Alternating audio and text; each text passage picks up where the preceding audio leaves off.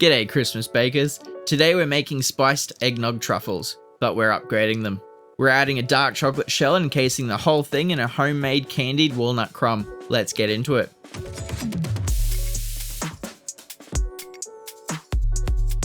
First, the crunch.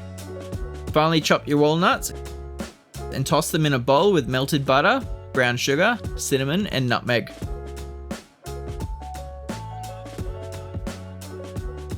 Spread these on a tray and bake them at 180 degrees Celsius for just 8 to 10 minutes. Watch them closely as they can burn fast.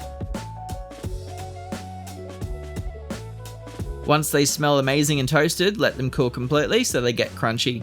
For the filling, it's a classic eggnog flavours. Heat your cream with nutmeg, cinnamon, and some fresh orange zest.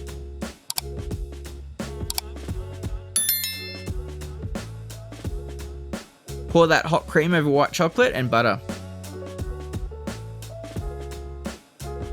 Let it sit, then stir gently until smooth.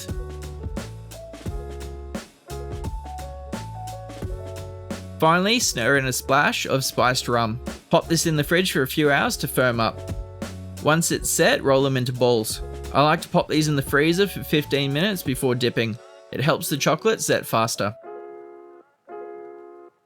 Melt your dark chocolate. Now working quickly, dip a cold truffle into the dark chocolate and let the excess drip off. Then immediately roll it into that beautiful candied walnut crumb. The dark chocolate acts as the glue. And look at that, crunchy, creamy, spicy and rich. It's like a glass of eggnog, but better. Thanks for watching.